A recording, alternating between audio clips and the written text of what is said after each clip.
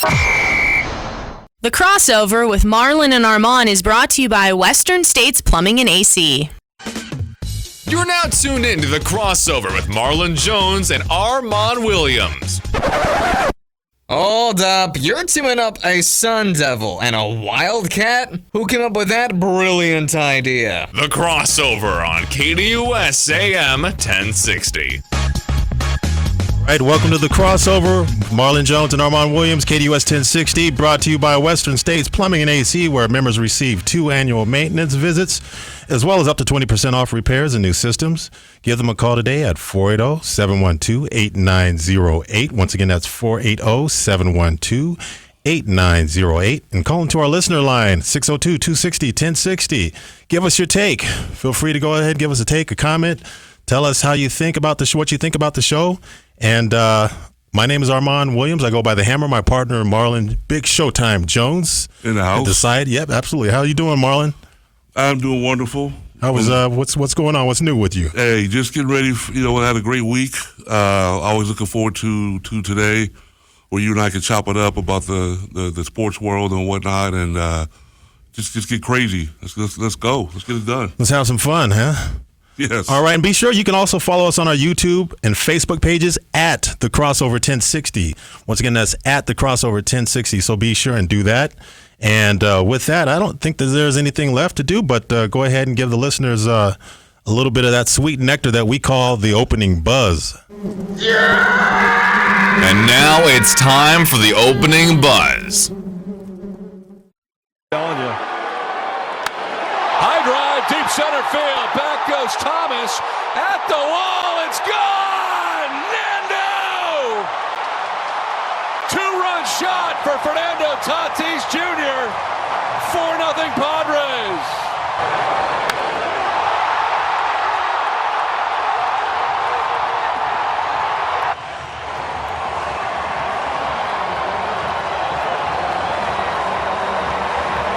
That was Fernando Tatis Jr. who got a 2-run home run. He got a hold of that one, took it out the park to take a 4-0 lead there in the 8th inning, which is pretty much San Diego. They pretty much put the Diamondbacks away in that 8th inning. It was a scoreless game up to that point, but Fernando Tatis Jr. got a hold of that one, took it a yard, and they went up 4-0 against the Diamondbacks. As the Diamondbacks, they weren't able to generate any runs last night as they dropped the game 4-0. Yeah, it's nice to see that. I might go off on a tangent here because I'm a Bonds fan, as you know, but it's nice to see that Tatis is playing like nothing ever happened. Like he didn't sit out for a decade because of performance-enhancing drugs, but I digress. Okay, you think Fernando Tatis is using? He has used. I mean, he was suspended. Okay. When was he suspended? A couple seasons ago. He had sat out because he had tested positive for some PEDs. So he had PEDs in the system. Yeah, they tested him. That's funny because I don't remember Tatis Jr. really having to. How do you know? Like the suspension was it? Because I think it's pretty much like half the season. Yeah, he was out. He was out for a minute. Okay. That could be a different. Like I said, I knew I was going to go off on a tangent. Yeah, you definitely went off on a tangent. You went way left field on that one, man. Yeah, take us a different direction. I'm like, we about to talk about the game. We're talking about like suspensions, like that happened in trying to defend Barry Bonds' defend Barry Bonds' legacy and his record. That's what I do. I know you still think Barry Bonds deserves to be in the Hall of Fame.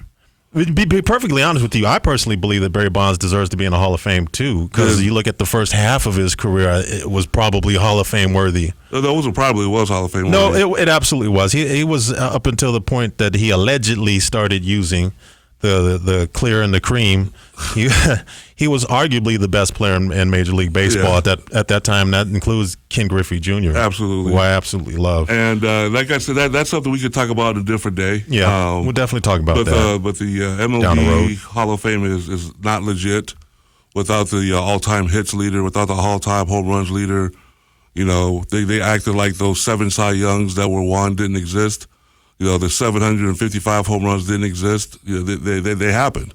Well, they happened. And they happen. And you allowed other people in the era that played the same decade, the same era as the PED era, except for the 2 best players at the time. So anyway, And the two best players at the time were. Clemens and Bonds. You think Clemens was one of the best players? He was the best pitchers, absolutely. 7 Cy Youngs.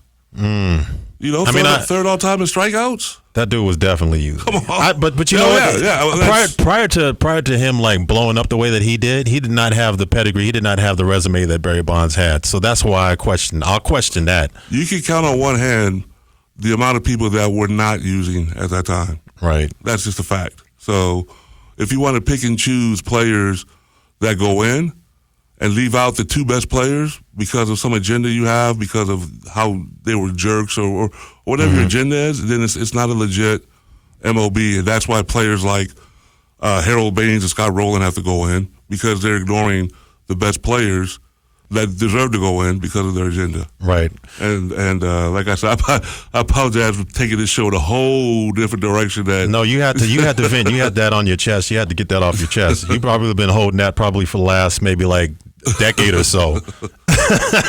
I've known you long enough, Marlon. I can tell when you have something that you got to get off your chest that you've been holding in for a while. So does it feel good to be able to release that? Yeah. Okay. Yeah. You know what? Thank you. This is. I can save money on my therapy this week. It's all good, man. So anyway, the Diamondbacks they lose that game. They've in spite of the fact that I absolutely crucified them last week and said that they had a hellish finale or a hellish last month and a half to go, they have actually played a little bit better up to this point. They played about 500 baseball over the last 8 to 10 games. So over the last 8 games, they played 3 series or 2.5 series now. They played initially. They played the San Diego Padres about a week ago. They did pretty decently against the San Diego Padres in that series, and they played the Colorado Rockies. They did really well against the Colorado Rockies. They absolutely should. They're the bottom of the division, National League West, and now they're playing the San Diego Padres again for a 4-game stint. And, of course, last night they lost the second out of 4 games. So these next 2 games are pivotal for them if they want to try to stay in playoff contention. Right now, as it stands, they're about 2 games out of the wild card standing, and they're 62-61. So they're a game over 500. These teams, the San Diego Padres, they're about 5 games out of playing 500 baseball. The Colorado Rockies, they're dead last in the division. They absolutely should beat these teams, but it's going to get brutal after that. Because the next series after this series against the San Diego Padres in San Diego, they have the Texas Rangers. Then they have the Cincinnati Reds for 4. So they got the Rangers for 2, the Cincinnati Reds for 4, I think the Los Angeles Dodgers. Ooh. And then they play the Baltimore Orioles for welcome into September. Jeez. So it's going to get brutal for the Diamondbacks if they want to try to stay in playoff contention. But they have played a little bit better, but I'm not changing my opinion of them. It's going to continue they're going to continue to struggle, and they're going to continue to fall further and further back. That's my opinion. Well, that's my opinion too. I mean, that schedule is beyond brutal. You know, it's very difficult. And that Cincinnati series, is that at home or on the road? Cincinnati series, I believe that's at home. It's at home. Okay. Let me check because they played Cincinnati earlier in the season. I believe they played them in Cincinnati. They played them. Yeah, I think that was in Cincinnati. So they got the Reds here. Right. Texas, that's just I don't know. Yeah, they'll play the Reds, and they got the Rangers at Chase Field. So they'll have the Rangers. They have a 2-game set against the Texas Rangers at Chase Field. Then they play 4 against Cincinnati at Chase Field as well. Then they go to L.A. to play the Dodgers to finish up the month of August. Well, then they have 2 then they have 2 against the Baltimore Orioles. Well, they're right there. Or 3. I'm sorry, 3 against Baltimore. They're right there in playoff contention, like you just said, for the wild card. So 2 games out. Yeah, 2 games out. That's completely doable. So if they want to go get it, you know. If they want to go get it, but can they? The problem is their bat's going to be able to allow them to do it. Are they going to be able to put up enough offensive productivity? And then you're talking about these teams, the quality of teams. It's a step up. It's a big step up from where they're at these previous 8 or so games playing teams like the Padres, Colorado Rockies, Padres. Teams are all the teams that are under 500. Teams that they absolutely, positively should beat, and they better beat if they want to try to stay anywhere near playoff contention. Hey, a wise man once said, Tupac, I don't want it if it's that easy. Yeah. So it's definitely not going to be that easy. So go get it. What did Monty Williams say? He said everything that you want is on the other side of hard. Yeah. So right.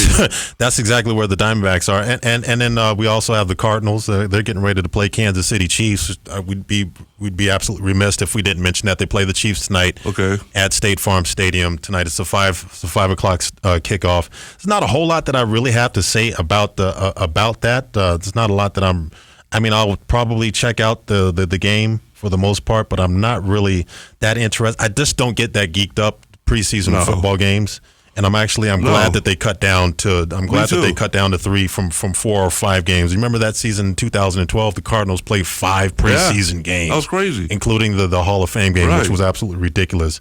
And anyway, I'll just tell you this real quick. Chiefs head coach Andy Reid said that his starters, including Patrick Mahomes, would get the entire first quarter of work. So they're expecting actually to play the entire half, because now this game 2 is technically it's the game 3. Okay, what preseason used to be when they had 4 preseason games. So now, those guys, the starters, will probably get the majority of the work, probably from both sides. So you'll see probably a lot more Colt McCoy today, at least in the first half. Okay, it might be worth watching for a little bit. Yeah, and then you'll see Tune probably primarily play in the second half, because he's going to have to continue to get his reps. Okay, to get ready for the season. That'll be worth watching a little, at least the first half anyway. The first half would be pretty interesting. So it'd be pretty interesting. I might watch that. There's some other things that I'm pretty much interested in. Have you checked out any of the preseason games so far?